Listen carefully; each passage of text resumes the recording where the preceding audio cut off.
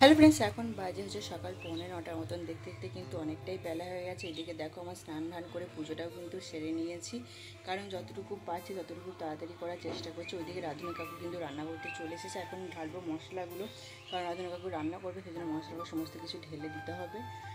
আর ওইদিকে এখন দিদির সমস্ত জল টল ভরে এখন বসে আছে। এখন সেরকম মতন কেউ আসেনি, এবার কিন্তু আসা সবাই স্টার্ট করবে। তো কেমন লাগছে বলো, এই নাইটিটা নতুন কিনেছি আমি, সুন্দর করে হালকা করে একটু সাজুগুজু করে নিয়েছি। তো চলো তোমরা ভিডিওটা দেখতে থাকো, সারাদিন না করে সবই তোমাদের সাথে শেয়ার করবো। এদিকে দেখো পুজোর বাসনগুলো কালকে কিন্তু আমি ধুয়ে রেখে দিয়েছিলাম পিসির ঘরের মধ্যে, কারণ পিসির ঘরটাই একমাত্র নিরিবিলি একটা জায়গা। পুরো ঘরটা কালকে কিন্তু পরিষ্কার করে দেওয়া হয়েছিল, পুরো ধুয়ে মুছে পুরো একদম পরিষ্কার করে রেখে দেওয়া হয়েছিল। আর সকালবেলা খালি আমি একটুখানি ঝাঁট দিয়ে দিয়েছিলাম। তো যাই হোক, দেখতে পাচ্ছ সকাল সকাল কিন্তু আমাদের পুকুরে আজকে মাছ ধরা হয়েছে। কত মাছ তাই না বলো? তো এখানে আছে 1 বালতি মাছ, তার সাথে এখানে দেখো এই বড় পাড়া মাছটা প্রায় 2-2.5 কিলোর মতন হবে। এটা পুরো রুই মাছ।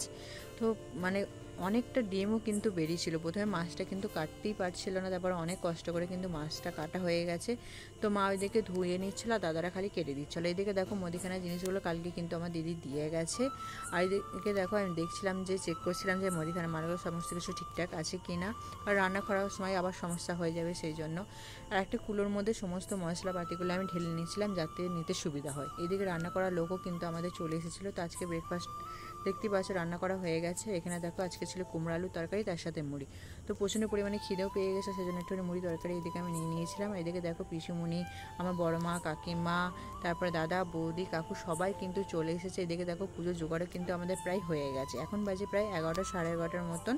আর ওইদিকে দিদি কিন্তু গেছে আলপনা দিতে, কারণ যেহেতু আমাদের ঠাকুরতলাটা আমাদের বাড়ি থেকে একটুখানি দূরে, সেই জন্য দিদিকে বললাম যা তুই আলপনাটা দিয়ে আয়। আর এইদিকে পিসার সমস্ত কিছু জোগাড়জান্তি করে নিয়েছে।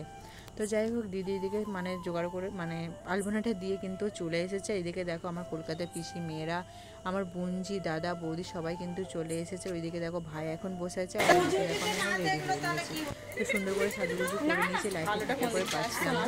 তো যাই হোক সুন্দর করে সাজুগুজু করে নিয়েছি যতটুকু পেরেছি, কারণ এত বিচ্ছিরি গরম তোমাদের তাও আছে। এদিকে দেখো মেয়েকেও কিন্তু রেডি করে নিয়েছি। তো সুন্দর এই ড্রেসটা করে নিয়েছি। আর এই মাত্র জাস্ট আমার মামার বাড়ি থেকে দাদা, তারপর দিদি তো ছিলই এখানে, তার সাথে আমার ভাইরা সবাই কিন্তু চলে এসেছে। বাড়িটা পুরো জমজমাটি, মানে পুজো মানে বলতে গেলে কী হয় বলো তো, মানে এত লোক, মানে কি বলবো, মানে খুবই ভালো লাগে। মানে সবাই কিন্তু এই পুজো আগে কিন্তু সবাই আমাদের বাড়িতে আসে, সবাই একসাথে আমরা অনেকদিন করবো, এটাই কিন্তু মানে আমার ভালো লাগে। তো যাই হোক এই জিনিসটা দেখতে পাচ্ছি, জিনিসটা আমার পিছনে দিয়েছি, খুব সুন্দর একদম ফোল্ডিং সিস্টেম, রাখাও যাবে, কেমন করা যাবে।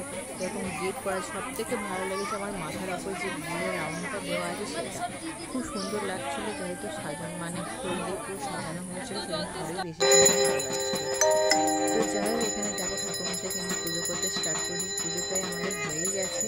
এদিকে দেখো আরতি চলছে। আর যেহেতু পাঁঠা বলে ওঠে, যেন পাঁঠাগুলো সমস্ত কিছু চান ধান করিয়ে নিয়ে চলে আসা হয়েছে।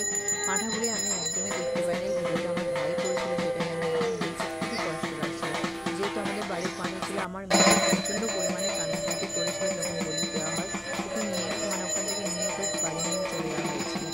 তো যার মানে তারপর যখন ও দেখতে পাইনি পাঠাটাকে না, প্রচণ্ড পরিমাণে বাড়িতে কান্নাকাটি, মানে একটুও কিন্তু মাংস পোশাকে একদমই খায়নি, বলছে না আমি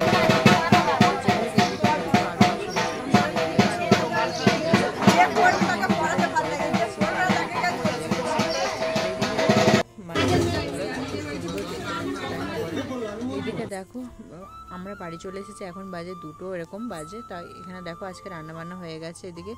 আর এরপর হচ্ছে খাওয়ার পালা, সেই জন্য আজকে রান্নাবান্নাতে ছিল মানে দুপুরে লাঞ্চে ছিল ভাত, তার সাথে মাছের ঝাল, পটল আলুর তরকারি, একটা ছাঁচড়ার তরকারি, চাটনি, মিষ্টি দই, এসবই ছিল। তা যাই হোক এখানে দেখো পাঁঠার মাংসটা কিন্তু কাটা হচ্ছে। ওইদিকে দেখো ঢাকি কাকু, আর এইদিকে হচ্ছে আমার বাবা। তো যাই হোক এদিকে দেখো কত মাংস তাই না বলো। আমি কিন্তু পাঁঠার মাংস একদমই খাই না, পাঁঠা বলো, খাসি বলো, দেশি মুরগি বলো, এসব আমি কোনো কিছুই খাই না, খালি পোলট্রির মাংস ছাড়া আমি আর অন্য কিছু খাই না। তো যাই হোক এদিকে দেখো এটা হচ্ছে আমার ছোটো ভাইপো। সকালবেলাতে আসতে পারেনি, কারণ মায়ের শরীরটা খুবই খারাপ, সেই জন্য ও আর বাড়িতে থাকতে পারেনি, সেই জন্য ওকে নিয়ে আসা হয়েছে। এদিকে দেখো রান্নাবান্না কিন্তু রাতে চেপে গেছে।